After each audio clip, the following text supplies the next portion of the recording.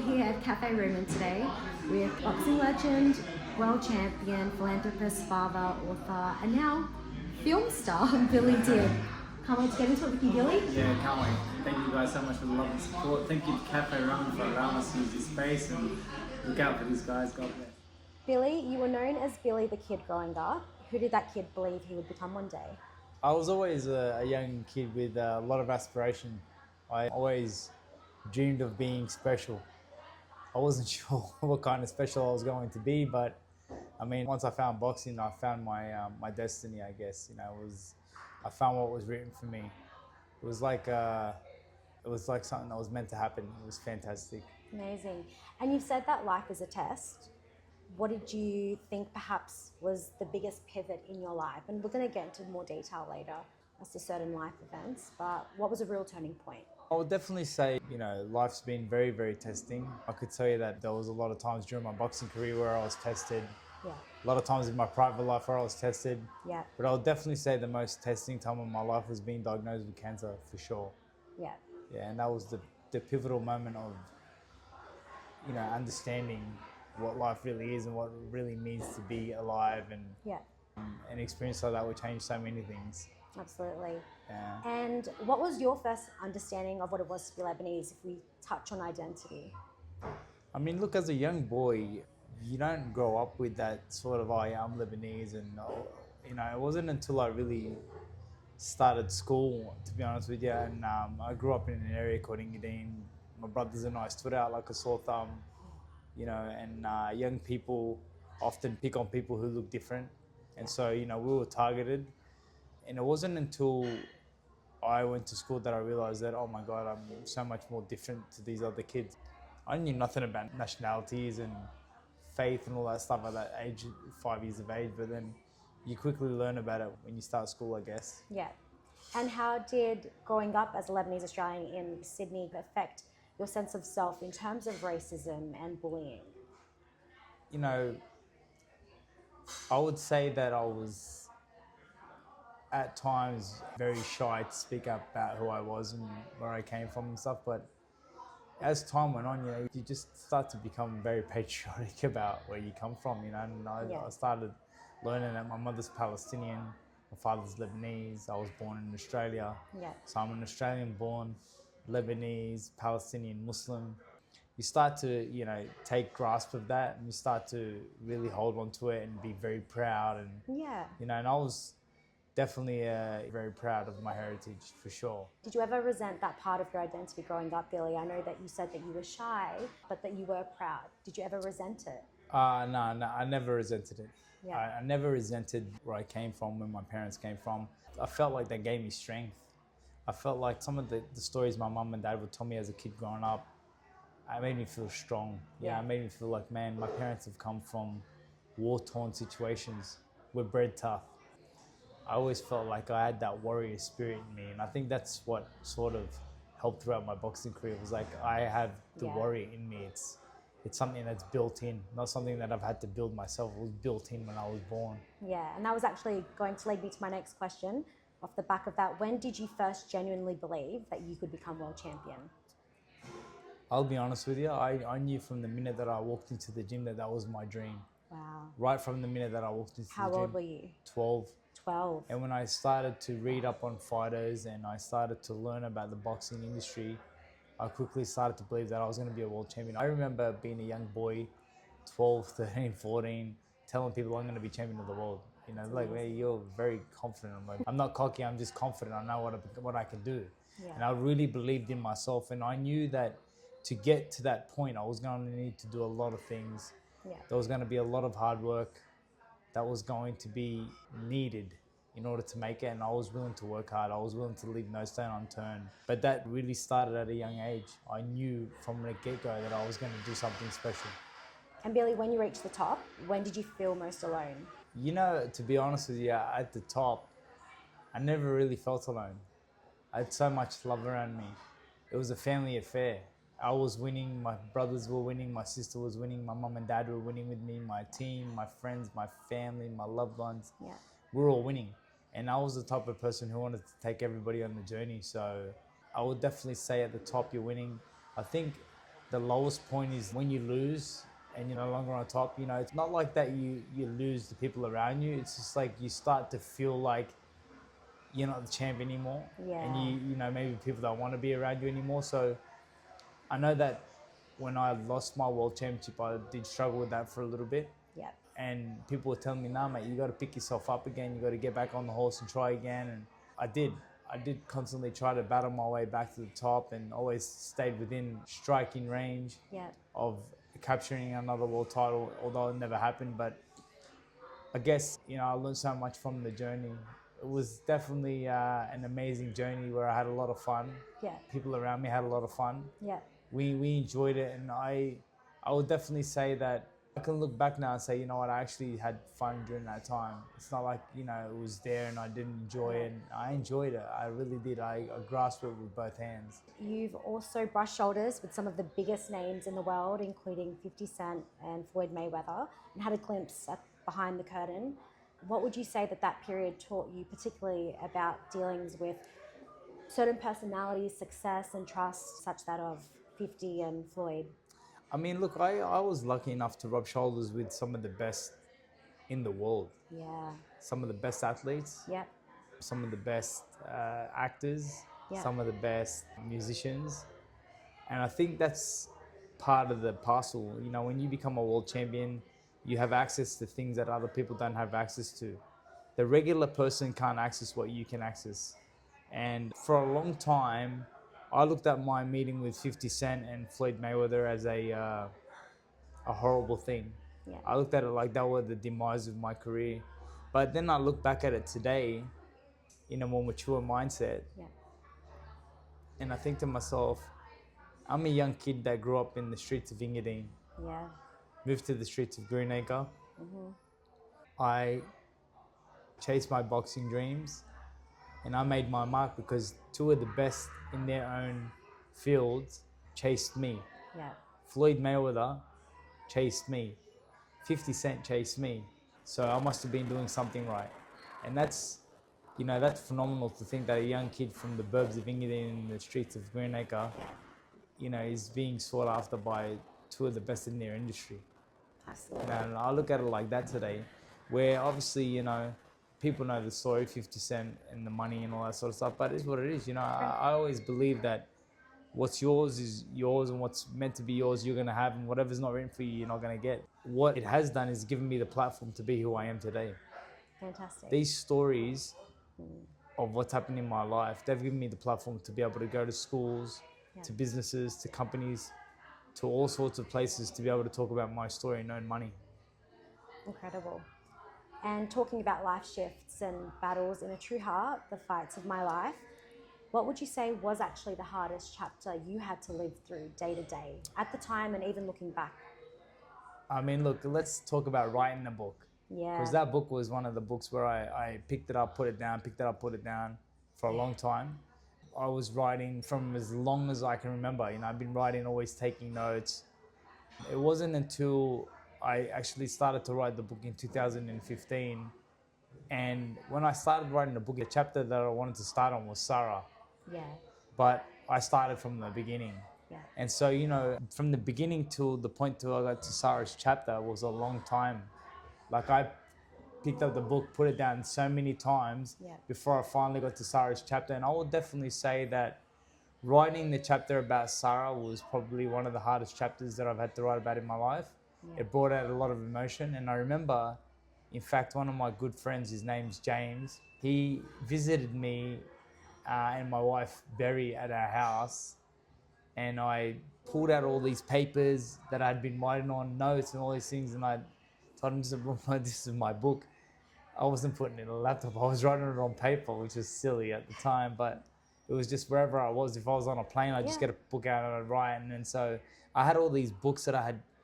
And one day he's like, just read one page for me. And when I opened it up, I somehow opened it up on the page where I was speaking about Sarah. And I remember reading the chapter to him and I would burst into tears, you know, because it's a very, very heavy chapter. Yeah. I would definitely say that it was probably one of the hardest chapters to write, to read, to be a part of. And then I always talk about how giving God is.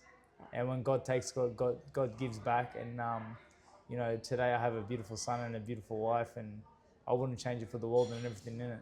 Yeah. If you told me we could bring Sarah back and you'd have to give up Barry and Leif, I'd say no deal. You know what I mean? I can't do it. I can't do it because Barry and Leith, I couldn't imagine life without them. And I wouldn't give them up to go back to my old life. Yeah. That to me is no point. Yeah, and we're going to touch on Barry and Leith a little later Yeah. on. How did, you know, losing Sarah, your first wife, shift your perspective on life? That was my first real experience of loss at a mature age. Prior to that, my uncle Haysam passed away at 26, Wow. but I was only a young boy then. Yeah. Then my auntie with dad passed away. She was in her 50s. She was 50, and I was still a young boy. So, you know, when you're a young kid, you experience death differently. Yeah. But then to love somebody and to lose them, that's a whole different ballgame. Yeah. To be madly in love with somebody and to think about the life that you're going to live with this person and then that gets taken away is a whole different ballgame. And so, you know, Sarah's death was a very challenging part of my life. Yeah. And I made so many mistakes. One of the mistakes that I made was I never asked for help. I needed help and I didn't ask for help.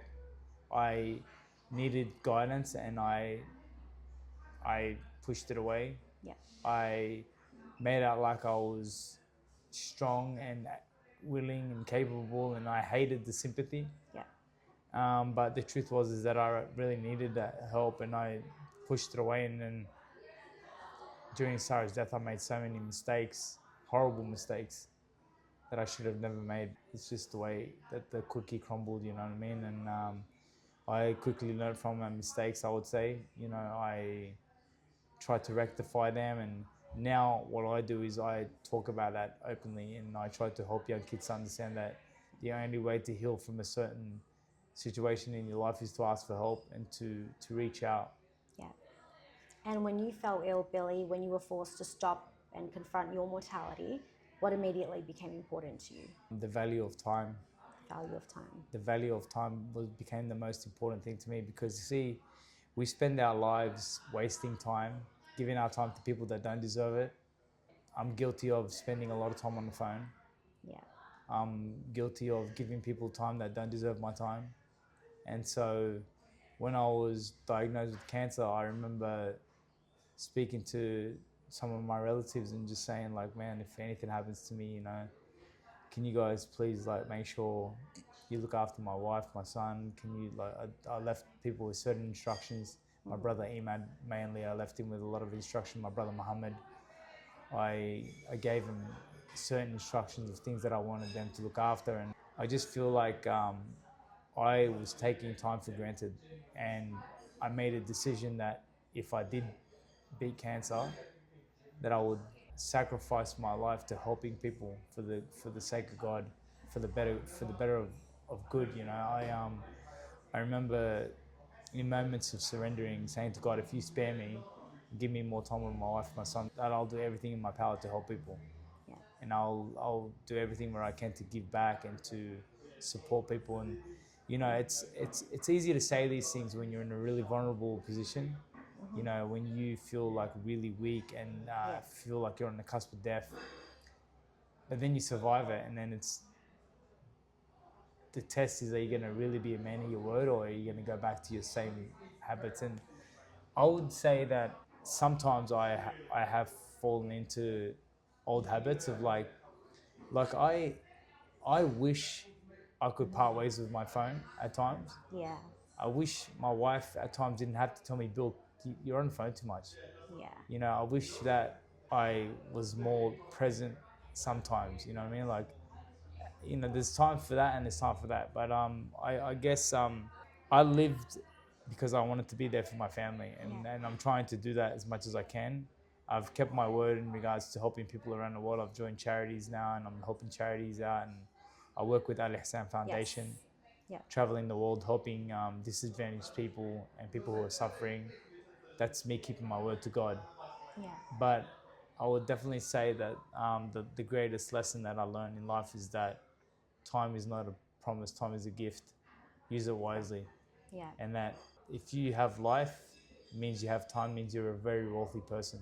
Yeah. because all the money in the world couldn't buy back a minute of your time. So how wealthy are you? I love that. And you've said that you've spoken and you continue to speak extensively actually about cancer awareness and health advocacy work. Why has that become so important for you to speak on publicly? The way I look at it is that God allowed me to experience that. Yeah. So I now have knowledge about that. And I think the biggest travesty in life is that people have knowledge and they don't part ways with it. Yeah. Why should I not use my journey to inspire people to overcome their adversity? Yeah. Why not? Why shouldn't I advise somebody about the chemotherapy or advise somebody about the protocols that I went through that might help them overcome their demon in their battle? Why not? Yeah. And off the back of that, with all that knowledge, you're clearly not the same person that perhaps was once world champion. Who would the Billy sitting here with us today be? I would say I am a former world champion. Yeah. I'm a cancer survivor. Yeah. I'm a man with a purpose. Yeah. I am trying my best to serve God in the best way that I can to attain my place in heaven when my time is called. That's who I am today. And as you've evolved over the years, has your relationship with your Lebanese and Australian identity evolved? I would say that just by default, I've become a community member. Yeah. You know what I mean? Somebody who the community looks up to, somebody who tries to inspire the community to find the greatness within themselves. I think that when God gives you a platform, if you don't use it correctly, He'll give it to somebody else. So I've been given this platform, and God has tested me in many, many ways, good, bad, and the ugly. And I'm very accepting, but I try to use my platform now to inspire our community, Yeah. the wider Australia as well, to find the greatness within themselves. Great. And how are you able to open your heart up again with Berry and begin a new chapter with her? And what has her support meant to you in everything? I would definitely say that meeting Barry was just, it was a chance thing, you know. It started off as a joke with my sister-in-law. Barry is my sister-in-law's friend, and how it all came about and the birth of my son. Yeah. I would definitely say that by far they've been the best thing to ever happen to me. My greatest championship, my greatest title is the title of a father. You know, to be Leif's dad and to watch him blossom and grow into the kid that he's becoming is just, to me, that's the most inspiring thing, you know, just to see him. Like, I find happiness in watching him succeed in anything that he wants to try to do, you know. And all I want to do as a father is just be there for him, to support him through the thick and the thin. Yeah. That's it. You know, God sends you what you need, and God sent exactly what I needed. You know, Barry's a strong individual.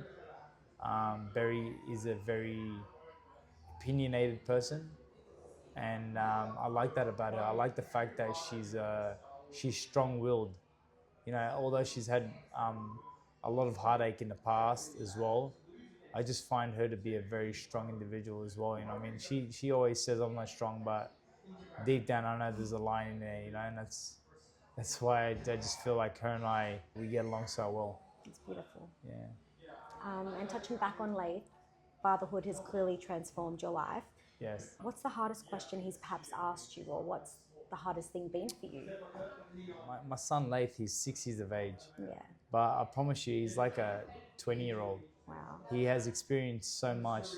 He watched me get sick. He knew all about it. Yeah. He understood it. He was 3 years old at the time, but he understood exactly what was going on. Yeah. He watched his grandfather pass away. Yeah. He's seen a lot of heartache already. He has his own challenges. He's a young boy with a lot of anaphylaxis. Yeah. So he's got several allergies to foods that could kill him. Yeah. But he's a very resilient young boy. He's very, very strong-willed, Yeah. strong-minded. Yeah. I think that he gets that a lot from his mum as well. Yeah. You know, she has that, and I see a lot of him from his mum. Oh my God, that's so Barry, you know? I would say that the most difficult thing that he's ever asked me was, he goes, Dad, if you died when you had cancer, that means I wouldn't have a dad today. And I said, that's right, champ. but God would have looked after you, Mummy would have looked after you. And he's like, Dad, I'm so happy you're alive. Oh, wow. And I just thought, man, like, I really didn't know what to say to him. He kind of took me by surprise because he asks all these really like grown-up questions, and I'm like, you're growing up too fast. Kid, just take your time. Yeah. Enjoy the finer things in life. You know what I mean? He's aware, but he's also got the emotional intelligence, perhaps. He from does. You. He does. He does. He's very, very switched on. And you know, every single day, without fail, I try to tell this kid about how great he's going to be. Yeah. Every day. Like I even remember this morning telling Dad, you know, one day you're going to be so rich and famous. Yeah.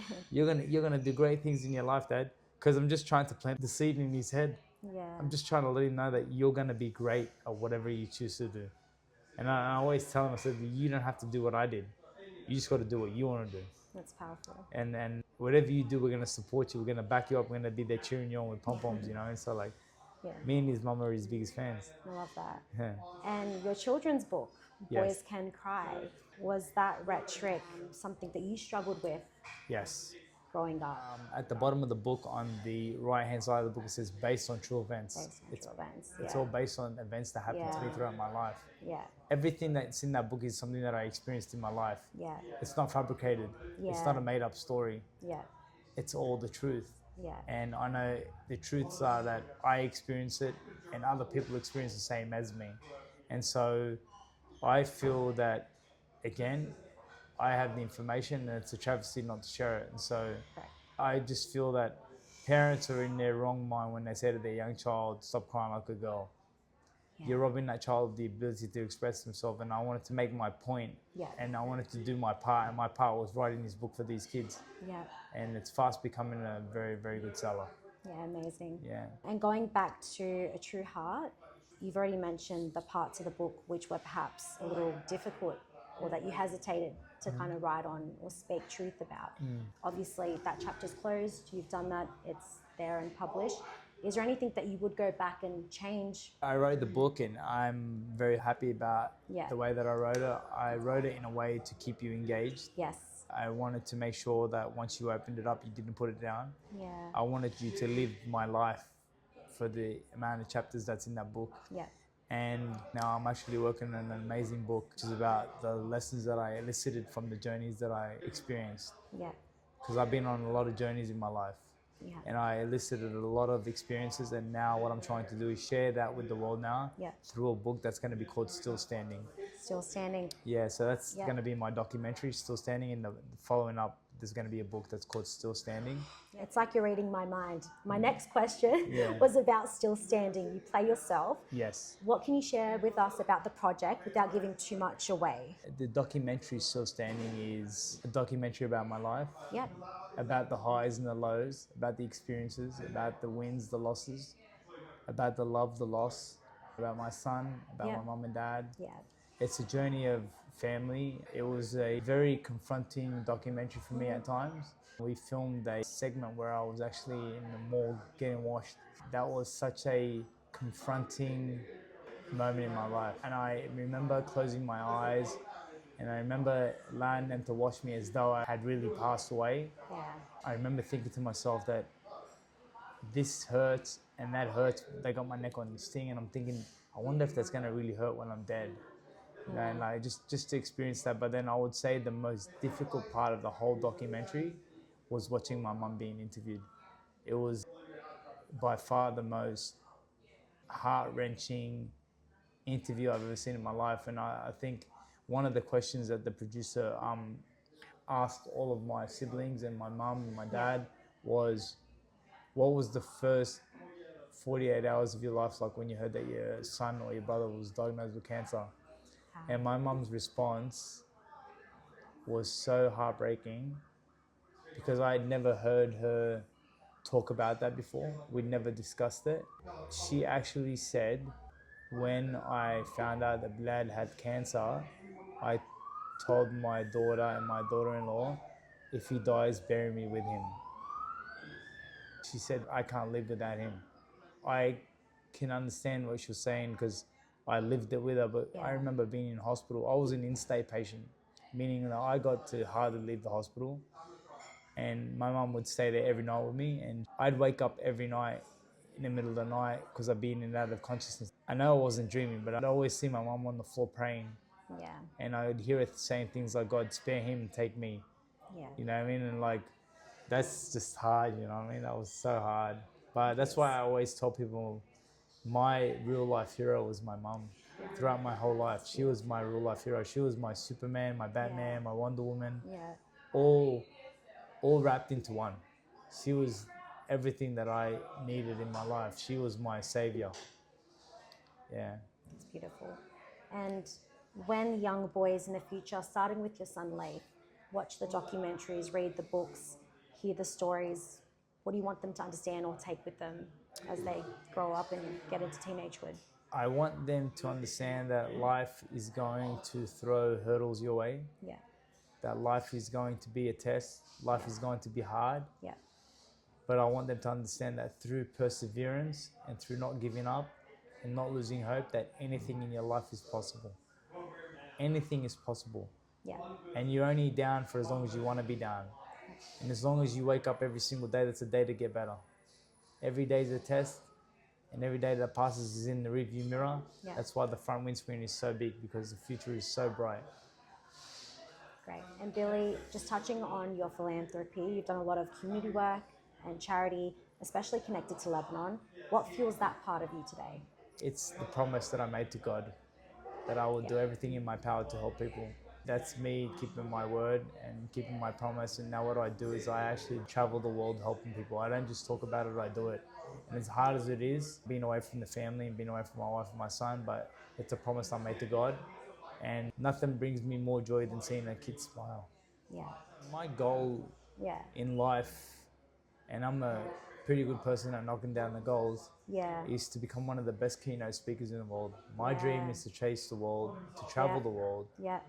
and to chase his dream of becoming one of the best keynote speakers by sharing my journey and my Amazing. story and trying to inspire people to find the greatness within themselves. Beautiful. And to understand that through faith and through surrendering, anything is possible.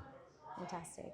And what else do you see for yourself in the next 5 to 10 years? I hope I'm around to tell the story. I hope that God continues to give me life, continues to give me the ability to be able to inspire people through my journey. Yeah. And I know that me being a survivor is a gift, and I feel like it's my job as a cancer survivor to travel the world and to help people through their own adversity.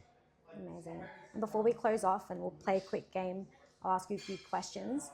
BILLYVE, it was founded in 2020, but before it was a brand, it was a mindset. People say Billy V, but it's Believe. I'm so sorry. No, that's okay. 'Cause Believe. I want you to know that. Billy Correct. had to believe in himself before anybody else did. So believe. Billy Dib believed in himself before anybody else did. I had a vision. I was consistent with that vision. And in the end of that vision, I found success. So Billy Dib found success through believing in himself. I had to make you a believer before you believed in me. Yeah. When I walk up to you and tell you that I'm going to be a champion, if I don't prove that to you and I don't show you the sacrifice and the hard work, then how are you going to believe in me? So I made people believers. Hence the reason why I developed the brand Believe, because Billy Dib had to believe in himself, and I want the rest of the world to believe in themselves before anybody else does. Amazing. Powerful. And just some quick questions. Yeah. Take your time, answer them as quickly as you can. How do you say cucumber in Arabic? Khiyar. Khiyar or khiyor? Khiyar. Khiyor? Yeah, Ah, khiyar. good. You're from the south though, right? My dad's from Tripoli. Yeah, and then your mom. Yeah, my mom's from Palestine, but via Beirut. Yeah, amazing. Yeah. What emotion does Lebanon feel like to you? And Palestine? Strength. Strength. Strength. Strength and sacrifice and never say die attitude. Yeah. Most Lebanese habit you still notice about yourself? Say that one more time. Most Lebanese habit you still notice most about yourself? I honestly, I don't know. I just think Whether you've that, grown into it, out of it. No, I just think that, I mean, look, I think it all comes down to who you're with at the time. You know, like if I'm with True. my cousins, Yeah. you know, the Lebanese thing comes out a lot more, you know what I mean?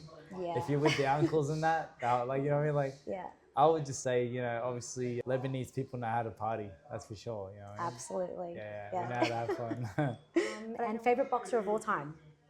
My favorite fighter of all times, that's a very hard one to pick, but Yeah. I would say that the two fighters who inspired me the most throughout my whole life Yeah. would definitely be Muhammad Ali Yeah. and Prince Nassim Hamed. They are my childhood heroes.